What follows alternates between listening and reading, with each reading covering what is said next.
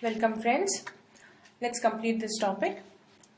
These are the cardinal moments which take place in normal labor, and I have purposefully written them on the board so that throughout the lectures you will be looking at them and you will never be able to forget them. So what are the principal moments when normal labor or mechanism of normal labor we learn? First, engagement. Second, descent. Then the flexion. These two are continuous processes. They don't start and they don't end. Till the baby comes out, descent is a continuous process. Even flexion goes on increasing as the labor progresses.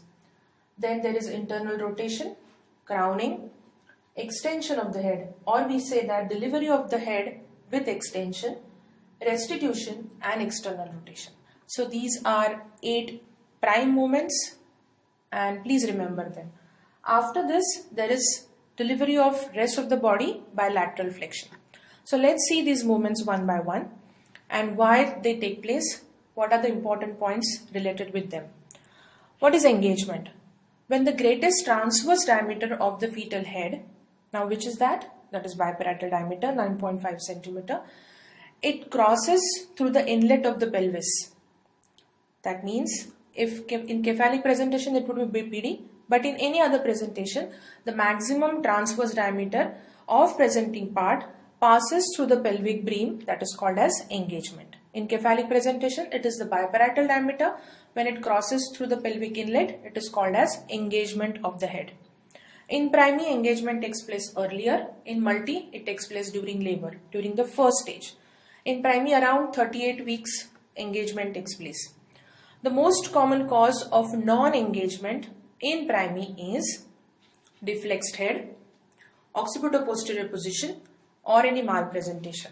And in cephalic presentation, if there is CPD, CPD is cephalopelvic disproportion, means the head is either bigger or because of deflection, big diameters are coming in role and the pelvis is relatively smaller. So it is disproportion.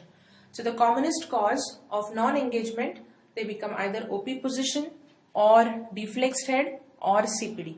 So again a MCQ can be there to select which are the reasons except or which is the reason from the options. Their engagement takes place in synclitism or in asynclitism. Now what is synclitism?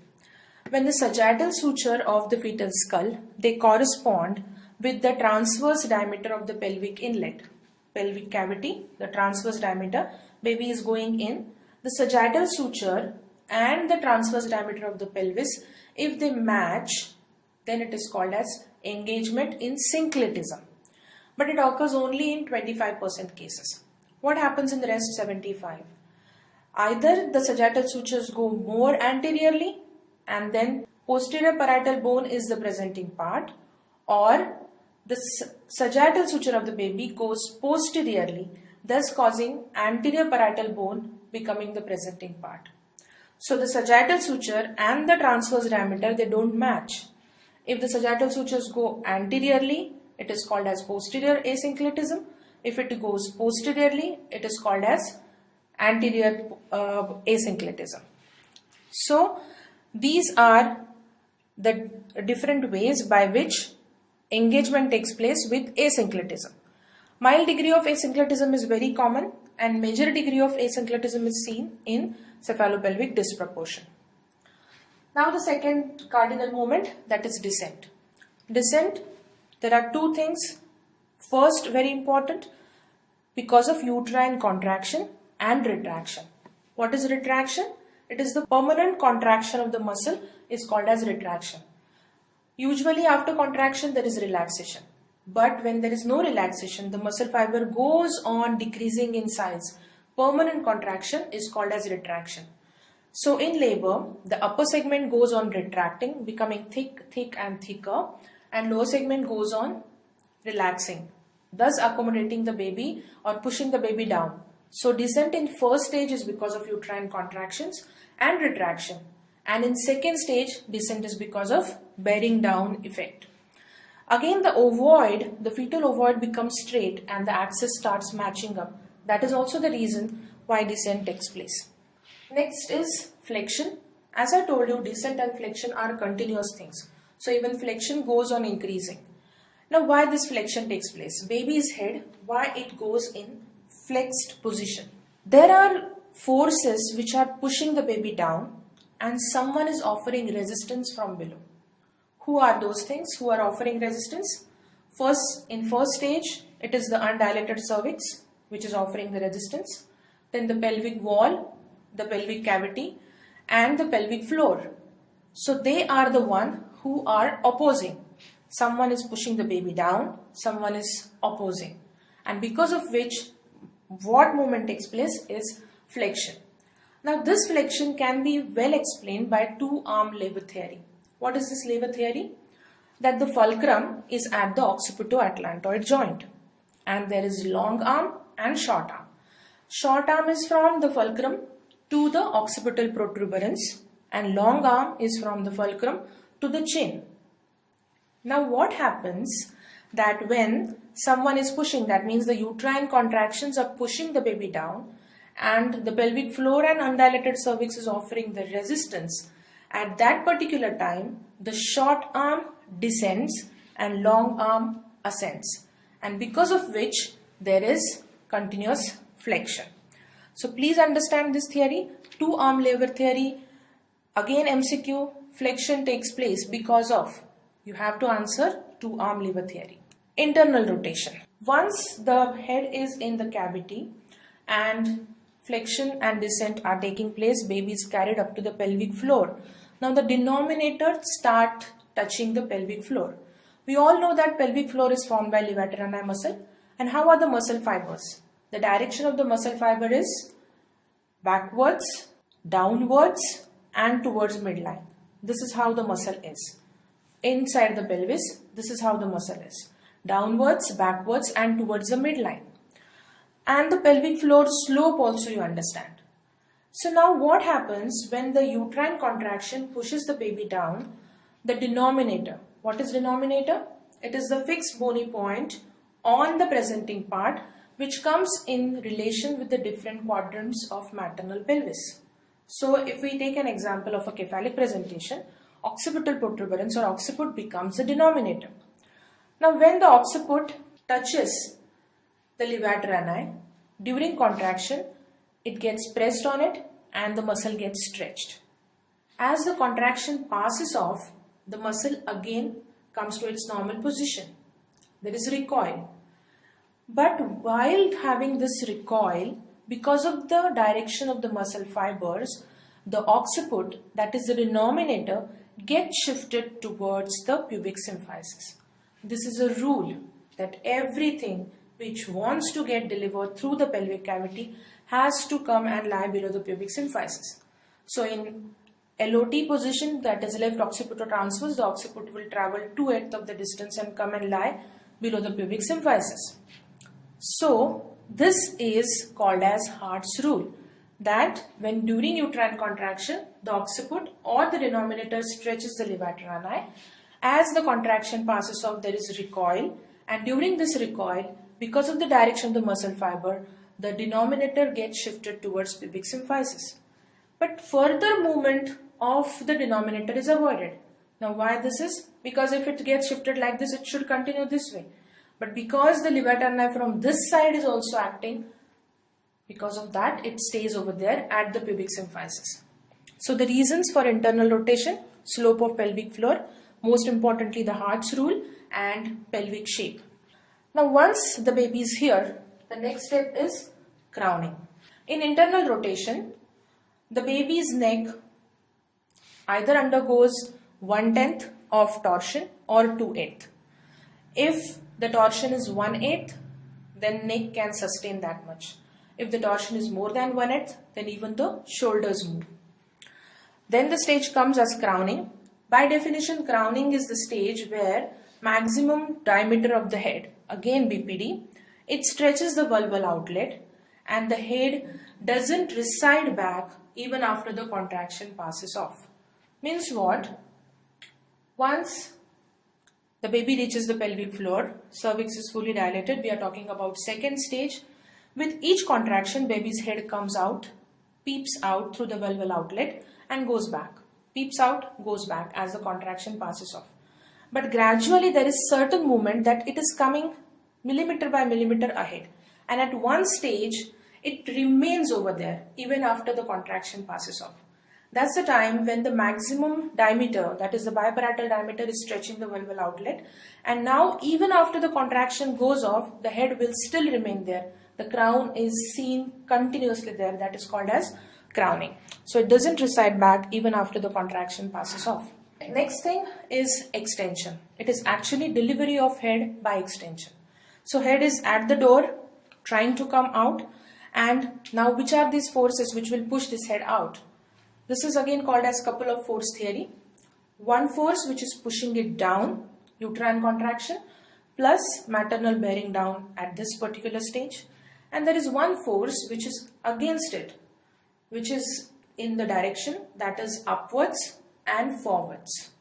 Now this downward force and this upward force, they get nullified. The force remains is forwards, and the baby gets delivered with this forward force by having first the vertex, then the brow, then the head face, and then the complete head comes out. And then gradually the chin drops down and there is rotation, that is called as restitution. So you understand that delivery of head takes place with extension. What is restitution? Now the neck, because of internal rotation, that neck has 1/8 of the torsion. This neck, once the head comes out, the neck is free in the vagina. So this torsion gets nullified and there is visible passive movement of head due to untwisting of this neck. And this is called as restitution. This movement is through 1/8 of the circle because neck can sustain only 1/8 of torsion, and this is always in the opposite direction of internal rotation. So these are two important things, that it's a passive movement because of untwisting of neck. It is always through 1/8 of the circle and the direction is opposite to the internal rotation. Now next stage is external rotation. Because now the shoulders are in either oblique plane, denominator, what is touching to the pelvic floor, is now the scapula. That is the denominator now. Again, levator ani, that will cause internal rotation. The shoulders will get, the anterior shoulder, that is the denominator, will get shifted towards the pubic symphysis. So this internal rotation of shoulder will lead to passive movement of the head outside, and this will be called as external rotation. So movement of rotation of head visible externally due to internal rotation of the shoulder is called external rotation. And once the anterior shoulder hinges below the pubic symphysis, posterior shoulder is there at the sacrum, then rest of the body delivers by lateral flexion. So this completes the mechanism of labor. Please let's repeat the steps or cardinal movements. Engagement, descent and flexion are continuous. Then there is internal rotation, crowning, delivery of head with extension, restitution through 1/8 of the circle in the opposite direction of internal rotation, and then external rotation because of internal rotation of the shoulders, again in 1/8 of the circle and in the opposite direction of internal rotation. So this finishes the cardinal movements. Now we are moving towards management of normal labor. So let's see what things we need to manage in first stage of labor. We should have watchful expectancy. We are not supposed to be very interfering. We should give her care like bowel bladder care, rest. She can rest for a while. She can be ambulatory if she wants. Liquid diet, some energetic drinks should be given. If she is in pain, relief of pain. And we should continuously assess the progress. The labor should not go beyond certain period. And the WHO given partograph is the best thing to monitor labor. There are 2-3 MCQs on this, that how can we monitor labor. So partograph is the answer. It usually gives us indication whether there is something wrong or whether we are going towards obstructed labor. Assess the fetal well-being, that is important thing, because in labor we don't just have one single patient, we have another patient who is in the uterine cavity, and we need to monitor fetal heart rate, that how the baby is coping up with these uterine contractions. So constantly we need to monitor the fetus as well. FHR, that is fetal heart rate, we should monitor every half an hourly at least. The normal range is between 110 to 150 per minute, and we should assess if there is any maternal or fetal distress. Now in second stage, that is the expulsive phase, we should see that the expulsion should take place naturally and there should not be any perineal injuries. So constant supervision. For the fetus, second stage is the most difficult journey. That is why fetus is likely to go in distress. So continuous monitoring if you have the facility, or at least every 5 minutes you should be seeing the fetal heart rate. Assess the position, station of the head, cervical dilatation, membranes ruptured, not ruptured, all these things. But while doing all these examination, asepsis is very important to avoid maternal as well as fetal infections. How to conduct the delivery? The delivery of the head, we should give proper perineal support. If required, under local anesthesia, episiotomy is to be given. Delivery of the shoulder, delivery of the trunk, and while delivering the complete baby, we should be giving perineal support to avoid perineal injuries as well as paraurethral tears and extension of episiotomy to become a 3rd degree or 4th degree tear. And once the baby is born, immediate care to the newborn is to be given. Third stage is very crucial in management. Strict vigilance and prevention of complication is our goal. And the most dreadful complication or most commonly seen complication is PPH. So we should be very careful that the baby has delivered now, everyone is happy, but it should remain a happy scenario only. There are two ways how we can manage the third stage. Either we can do expectant management or we can do active management of third stage. There are many questions on active management. So first let's understand what is expectant and then we'll go ahead for active management. Expectant management is the other names are conventional or traditional management, in which we wait for the placental separation. We wait that the placenta gets spontaneously separated. We keep looking for the signs, and once it is separated, then with gentle controlled cord traction, that is modified Brand Andrews method, we just take out the placenta, rotate it, and then at the delivery of the placenta or after the delivery of the placenta, we give oxytocic drugs to the patient. Unnecessary fiddling, unnecessary pulling should be avoided. That may lead to inversion of the uterus, which is a very dreadful condition and which leads to neurogenic shock. And inversion of the uterus is commonest reason of shock in third stage. If the commonest complication of third stage is asked, you should answer it as PPH. But if the question is put this way, that what is the commonest reason of shock in third stage, then your answer should be inversion. Because in PPH, shock comes later, at later stages. What is active management of labor? Now in active management, we want to avoid the time spent to wait for spontaneous expulsion. Again, the blood loss which happens when there is spontaneous separation, then the expulsion. So we want to avoid this. We want to decrease the duration of the third stage and avoid or shorten the blood loss as well. So what do we do? As soon as the baby's anterior shoulder delivers, rest of the body is soft tissue, so it will not have problem to get delivered. So as soon as we see that anterior shoulder of the baby delivers, then at the same time injection ergometrine 0.25 mg or injection methargine 0.2 mg is given IV, which acts in seconds. And then the second important part is we conduct slow delivery of the baby over the period of 2 to 3 minutes, because once we give these oxytocics IV, they act super fast and they leads to uterine retraction. So the commonest disadvantage of active management is retained placenta. So to avoid this complication, we conduct slow delivery of the baby over 2 to 3 minutes. That just makes the placenta to follow the baby, and we have achieved what we have achieved is we didn't wait for the placenta to get separated. So we have shortened the time, as well as the blood loss we have controlled, because as soon as the placenta comes out, the uterus is retracted and thus the blood loss is less. Biggest disadvantage, retained placenta. So not to have this or to avoid this, we are conducting little slow delivery of the baby over a period of 2 to 3 minutes. So immediately the placenta gets separated and comes out. The indications of active management, this we can do if we have facility or helping hands, we can regularly follow this. But there are certain special indications. Wherever we think that this patient may land up in PPH, we should go for active management. And they are like delivery under anesthesia, anemia, hydramnios, twins, grand multipara, previous history of PPH. So in these cases, we should go for active management. What are the contraindications?